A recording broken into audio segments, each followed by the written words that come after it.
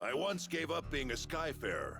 Also, I could take up arms to protect my home island, Auguste. Man, she was special.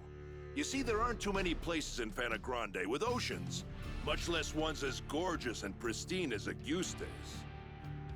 And I'd be damned if I stood by as the Erste Empire sullied its waters with the byproducts of their weapons research. It goes without saying that I enlisted. Good thing, too, because it was in the midst of the ensuing war that I met the Grand Cipher crew. They helped us, the local mercenaries, I mean, take a stand against those Imperial punks. It wasn't a picnic, but we weren't gonna go down without a fight. In the end, the war wasn't decided by either side, but by the patron deity of the land, Leviathan, who damn near drowned Auguste in a fit of rage. Anybody's troubles would have seemed small compared to a battle like that, huh? Well, not long after, as if irony was waiting to bite me on the ass, my estranged daughter showed up out of the blue. I know what you're thinking. What kind of parent wouldn't rejoice at seeing their child again? But it's complicated, and it's all my fault. Man, the way Apollonia looked at me, like a wolf staring down her bunny-eared breakfast. I couldn't face her. But this crew, there was something about their vitality, you know? Here were these young'uns standing against impossible odds and coming out stronger for it. Maybe if this old man took good notes, he could eventually have an honest conversation with his own baby girl. So, I asked to join the crew and took up a life of skyfaring once again. The next time my daughter and I met, I wouldn't let fear and regret keep me from moving forward.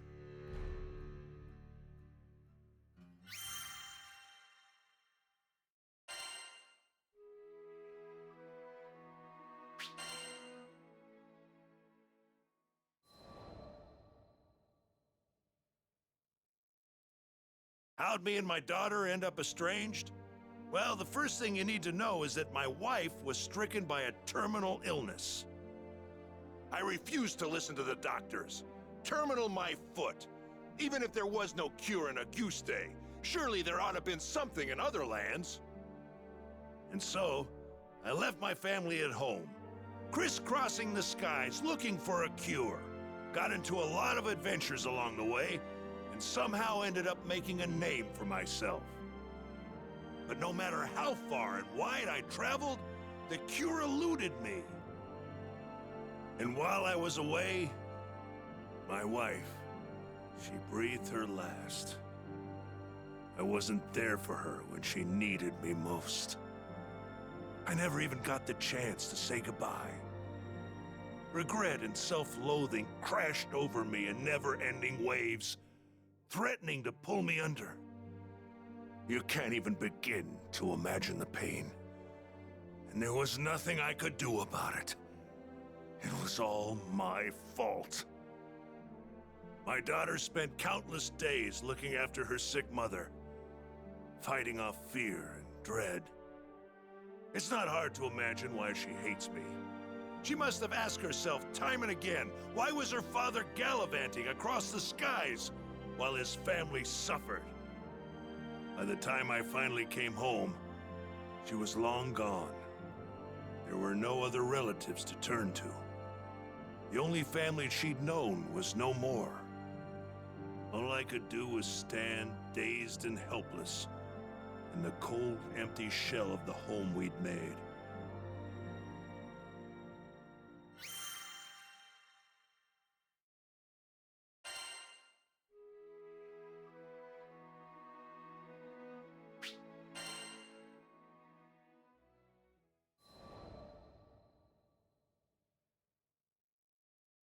After that, 15 years passed.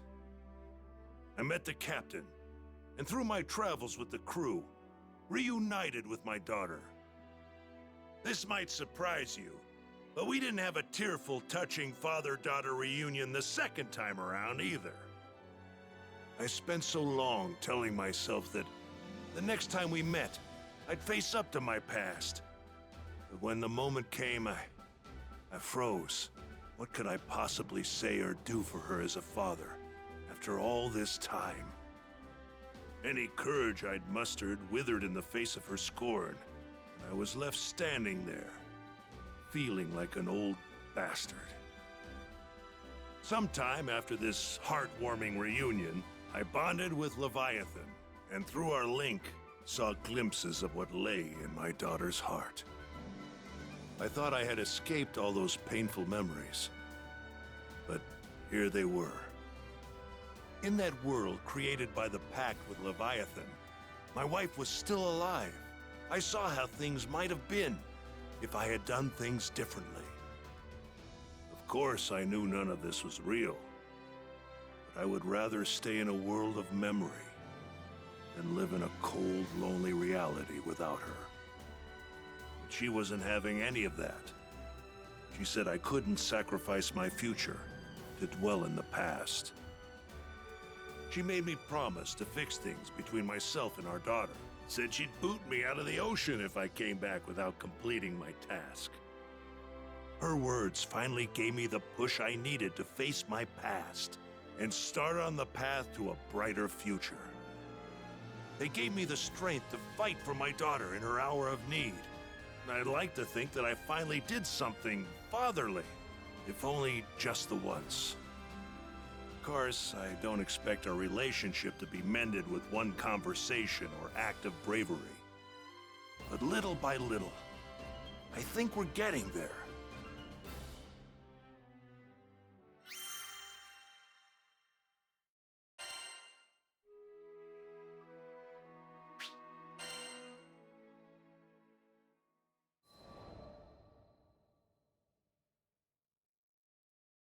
When Tempeal was hit by a devastating storm, refugees flocked to the safe haven of Folka. We heard the news and docked on the island, which was buzzing with activity. It was clear. All hands were needed on deck as reconstruction efforts got underway. So we walked through the city, looking out for opportunities to help. That's when we saw a distressed young draft. We didn't know the details, but it was plain as day that something wasn't right. He was stumbling around, eyes unfocused, and staring into space. I couldn't shake the feeling that we shouldn't leave him on his own, so we ended up trailing him. We came to the edge of a cliff. Though the morning sun shone on our faces, a frigid wind blew down our backs. The draft just stood at the edge, staring at something only he could see. Hey, careful there! With a wind whipping around like this, you might lose your footing! The draft whirled around, taken off guard. After a while, he looked away, shrugging. Thanks for your concern. You look like you've got something on your mind. If you want a friendly ear, you've got him here. I guess I do. He smiled, though the expression didn't reach his eyes. The draft introduced himself as Karzeda. Back in Tempeal, he was a jeweler's apprentice. My childhood friend was caught up in that storm. I was in love with her. Could never get up the courage to tell her. And now it's too late.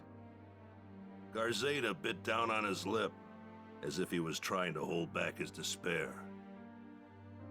He went on, telling us that he'd hit a slump in his apprenticeship. Nothing he did could gain his master's approval. His frustration boiled over, and he got into a rip-roaring fight with his friend. Hurt, she fled from the workshop. He didn't go after her.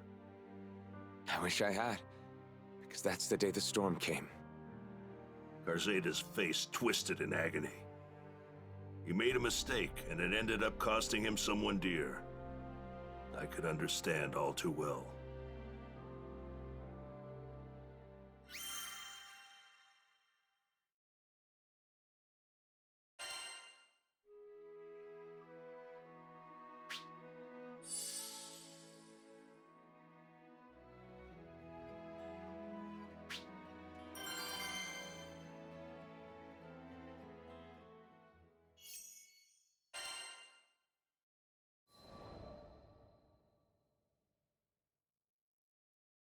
Garzeda stared at the sunbeams as they illuminated the cliffside.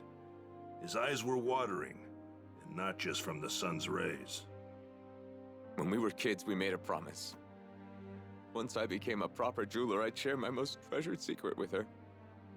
Cowardly, yes, but that was the only way I could tell her how I felt. It all made sense now. His deepest, darkest regret was putting off telling her what was in his heart for so long. We made that promise ages ago. I wouldn't have been surprised if she forgot all about it. Garzeda paused, as if remembering something. He lifted his gaze to the sky, then continued. Oh, right. I have to go back to the mines in Tempeal. There are keepsakes of hers there. I don't think she can move on without them. I could tell how important this was to him, but when the people fled Tempeal, a horde of monsters moved right on in. Actually, forget the fiends. Garzeda wasn't in shape to go anywhere right now. What do these keepsakes look like? I can head to the mines and track them down for you. Considering his condition, I wasn't about to give him room to argue.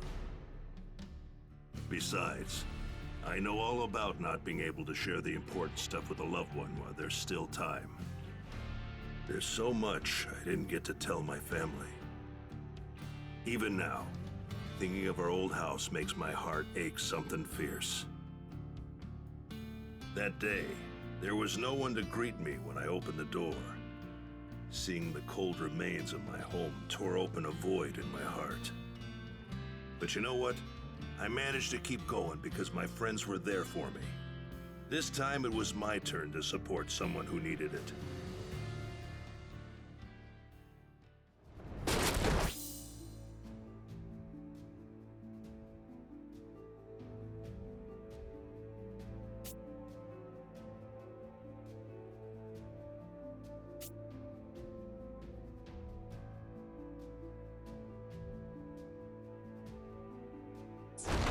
The keepsake should be somewhere around here.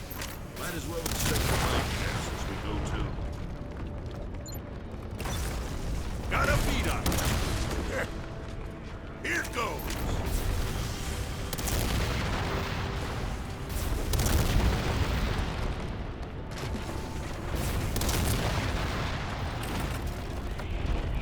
Whoa! The place is crawling with goblins! Can't just let them run amok. Time to get to work. Over here! Guide to your left. That was too easy.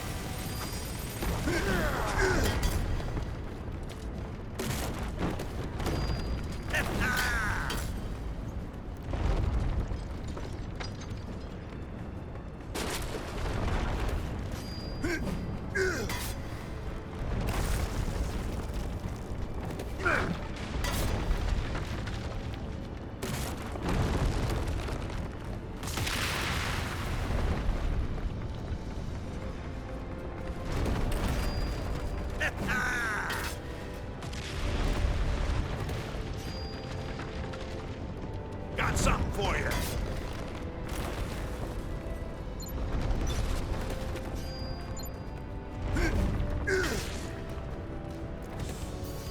Got something for you.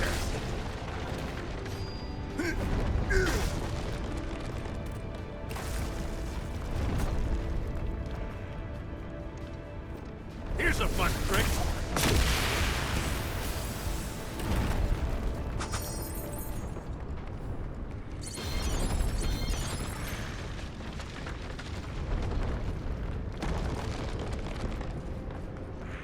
Well, well. Who invited you to the party?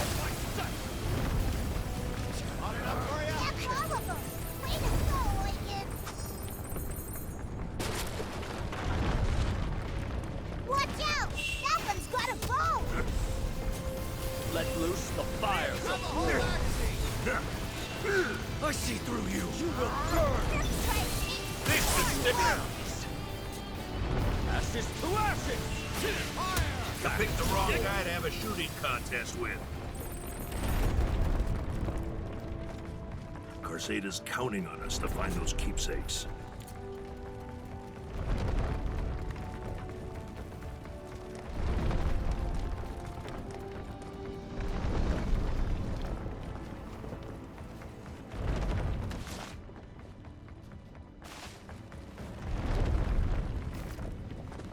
watering can, a shovel. These are the keepsakes. Huh? Did you hear that?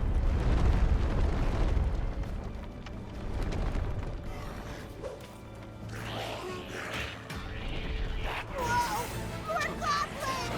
And look at the size of that one!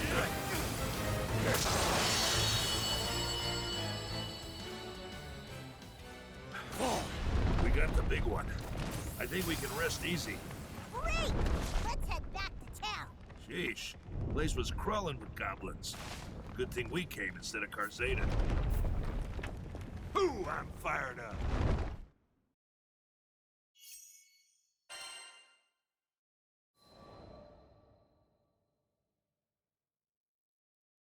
Karzeda said his friend loved flowers. Tempeal's soil was harsh and didn't lend itself to flora, but her dream was to grow a variety of flowers and let them bloom all over the land. Knowing how much her dream meant to her, Karzeda wanted to bring her gardening tools back and place them in front of her grave. His hands were trembling when I passed them over. Thank you. Thank you so much. He was so choked with emotion that each word sounded pained, like thorns sticking in his throat. I kept my eyes on him. It felt like if I looked away for even a second, he'd fade into the great blue beyond. He was still grappling with his hurt. You wanted to say goodbye to her properly, right? Come on, I'll go with you. I slapped him on the shoulder, silently willing him to pull himself together. I appreciate that. Thank you. Karzeda hugged the tools tightly against his chest, his teeth biting down hard on his lip. It broke my heart, seeing someone so young deal with such overwhelming tragedy. The least I could do was help him see this through.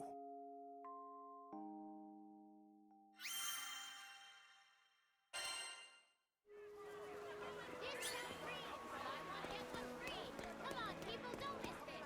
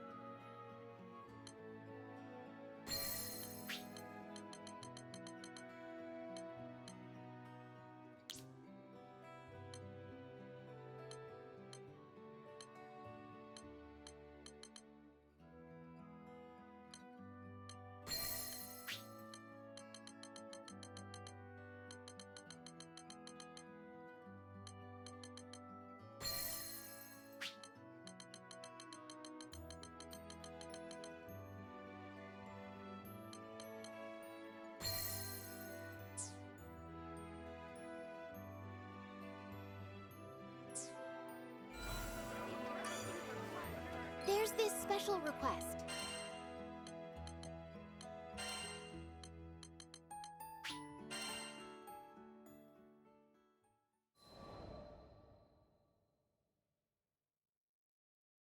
Just as we arrived at the cemetery, the clouds opened up, unleashing a torrent of rain. The blue sky was gone, painted over by a steely, unforgiving gray. Looking around, I saw that there were others paying their respects at different plots. Like Karzeda, they probably lost loved ones to the storm. As soon as he laid eyes on the mound of earth in front of him, the dam broke. Karzeda's shoulders heaved with his sobs. Why did I say those awful things? There were so many more important things I wanted to tell you, but He sank to his knees, crippled with grief. His fist beat at the earth, sending drops of muddy water splashing onto his face. I didn't want that to be our last conversation. If I hadn't blown up, if we hadn't fought, I only wanted to see you smile, but I made you cry. All I could do was watch over Karzeda as he poured out the feelings he'd held back for so long. Let it out, son. It's the only way to get through it.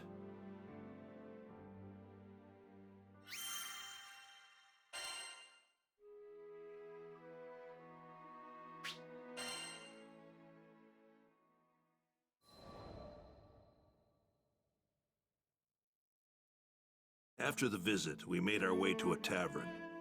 We could hear the rain beating down on the establishment. It was still day, but the sky was dark as night. Karzeda ordered the stiffest drink they had and downed it in one gulp. My friend once showed me a flower and said that each one symbolizes something. At the time, I didn't get it, and I had other things on my mind, so I never bothered looking it up. He shook his head, saying that he'd wished he had treasured those small, everyday moments with her. Each word struck me like a blow, reminding me of my own failures. How am I supposed to live with this regret? It's like the storm outside, pounding on me until I give in and let it sweep me away. I mulled over his question for a while before opening my mouth. I'm not the right person to answer that. Only your friend knows. But how? She's... So I told Karzeda about my wife, and about the agony of losing her. All the things I'd hoped for, things we could do as a family, were no longer possible. The chasm of remorse threatened to swallow me whole. I couldn't imagine things getting better. Not then, not ever. But I was still alive. Unlike my wife, I still had a future. Didn't that obligate me to move forward, to find meaning in being left behind, and try to fulfill what she wanted for me? Didn't that apply to Karzeda? You want me to go with you, to find that flower, I mean? Maybe finding it would give him the answers he needed.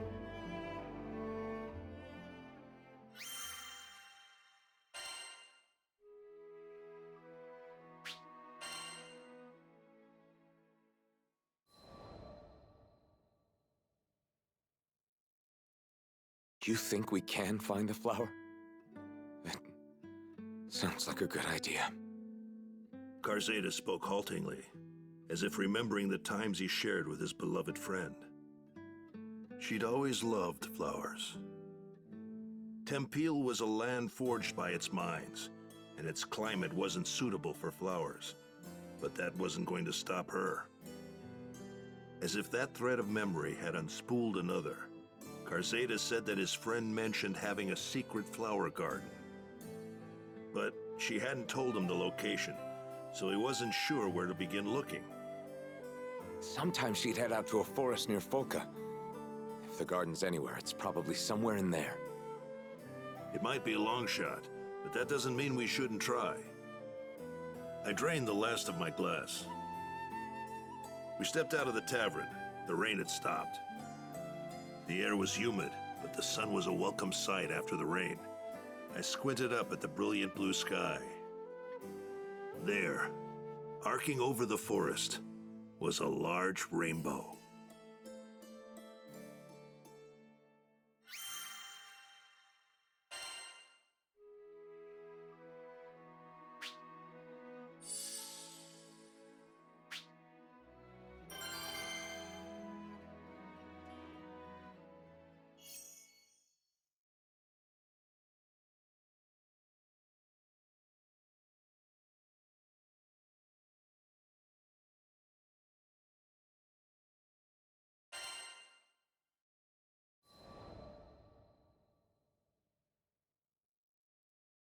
We took our first steps into the forest. There's something about the woods after it rains. The air's so pure and refreshes the spirit. I had a good feeling we'd find that garden in no time. My optimism didn't last long. We spent hours searching every single likely spot, and a lot of unlikely ones too. Yet the garden eluded us. If it was here, it was tucked away somewhere really obscure. While we searched for those flowers, I made sure to keep tabs on Karzeda as well. The sun might have come out, but his expression was still clouded. He looked like he was on the verge of breaking down. I figured I should say something to try and shore up his spirits. I told him that no matter how harsh things are now, or how bad some days will be, there's always meaning in getting up each day, even if it takes some time to find it. Sometimes a search will take you back the way you came. Sometimes it's a detour, but even that has meaning, because the answer could lie off the beaten path. The important thing is to take things 1 minute, 1 hour, 1 day at a time. Even regret, though it seems as tall and foreboding as a mountain, might become a gentle hill you could walk over, given enough time. I know what it sounds like, but I wasn't just telling him this to make myself feel better. It's just... sometimes, you have to run when the going gets tough, and that's fine. Just as a ship needs a port in a storm, a soul needs a safe harbor. Turning your back on your problems isn't the solution. No one knows that better than me. But we're allowed to make mistakes. That's part of the journey, and what it means to be alive. At some point, we have to settle up with the demons inside of us and learn to live with them.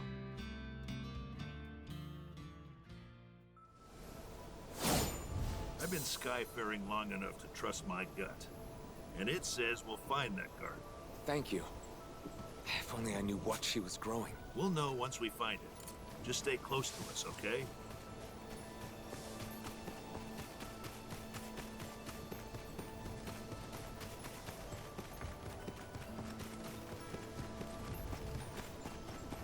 Let's look at that garden. Bring in the big Maybe we can find some. Guiding the light.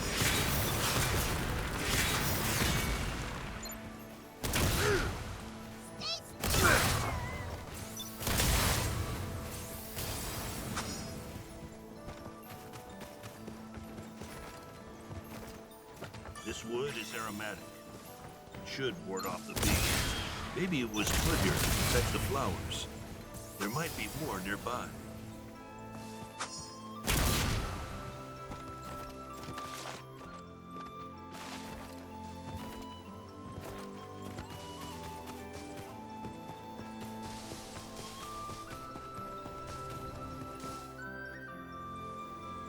This is the place. I know it. But it's...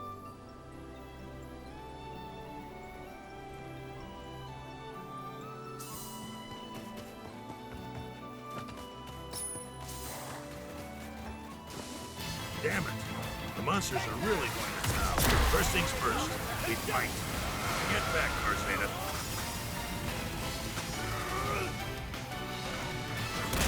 They don't stop coming. Guess I'm taking you all down in one go.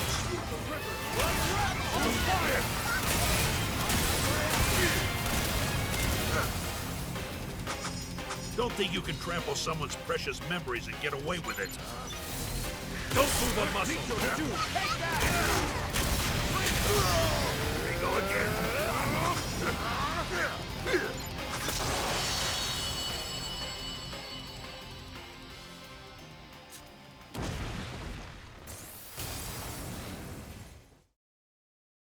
We handled the monsters, but the garden...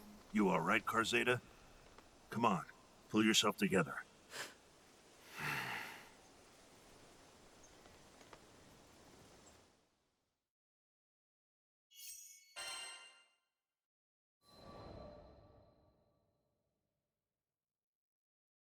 People weren't the only ones who lost their homes to the storm.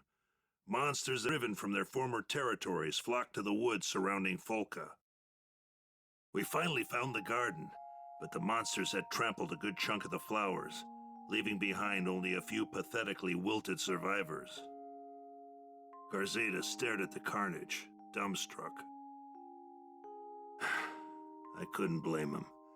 It's not like the monsters had done it on purpose, but they might as well have stampeded over his broken heart.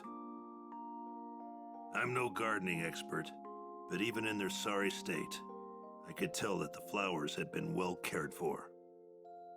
Fertilizer, spades, watering cans, and other tools were laid out. Inside one of the equipment boxes, we found a notebook with detailed records of all the flowers she had planted.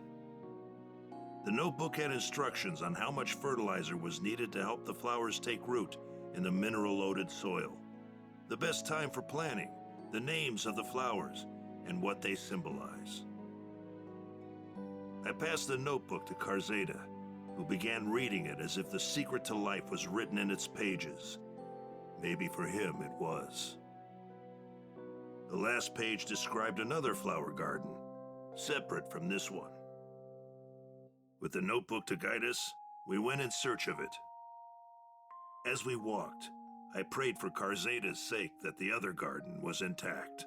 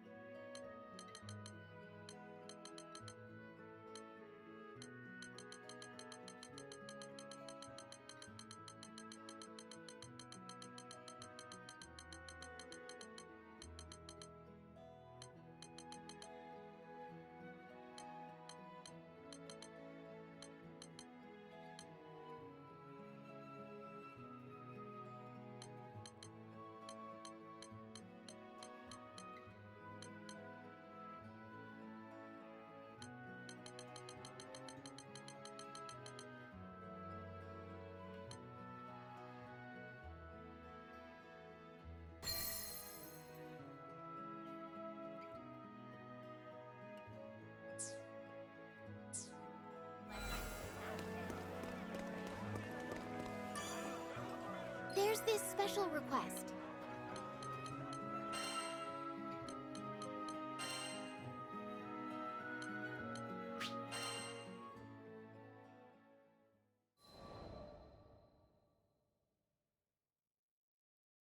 We came to a quiet clearing in the forest, devoid of any beasts. The only other presence besides us was a crisp breeze. Shafts of sunlight peeked through the trees that shaded the garden. I felt my breath catch in my throat as I took in the sight. Purple anemones bloomed, filling the entire clearing. Just looking at them, I could feel the tension drain from my body. That's it. These are the flowers she talks about. Garzeda opened the notebook. Flipping through its pages, he came to the section on anemones. Tears spilled down his cheeks as he read her notes. I see. So that's what she was trying to tell me. After a while, he pulled himself together and turned to me. Thank you for everything. I saw it through his tears and heard it trembling on his voice, a fledgling seed of hope. If you hadn't come when you did, well, I never would have known what she wanted to tell me. He smiled, a pure expression devoid of the previous darkness. She dreamed of a Tempule blooming with flowers. And I'll carry the torch. I'll make sure her dreams come true. Glad to hear it. Just keep putting one foot in front of the other and you'll be fine. Garzeda placed a hand over his heart and closed his eyes, as though speaking to his beloved. Or maybe he was burning the sight of this garden in his mind's eye. Our time together came to an end, but I felt as if the storm clouds were truly gone, and in its place was a clear blue sky. Maybe part of the reason I was drawn to Karzada is that I could sense that we shared something important. We both had regrets weighing us down. We made our share of mistakes. Still, there's no turning back time. All we can do is keep marching forward. Now that I think about it, just as I was there for Karzada, there were a lot of people propping me up on my journey. I owe all those people my thanks. It's because of them that I stand here today.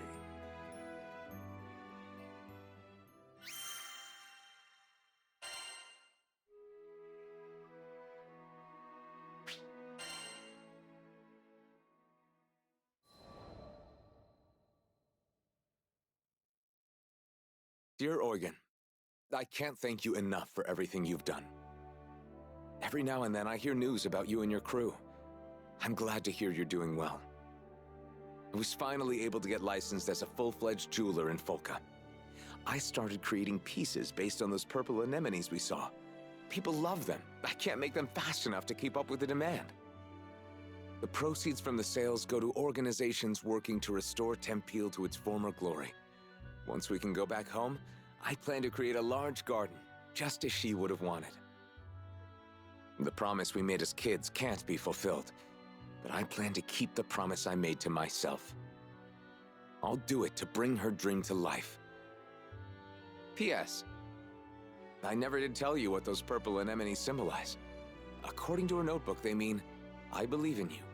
I'll wait for you. The next time you're in Folka, look me up. Until then, please take this pressed flower as a token of my gratitude.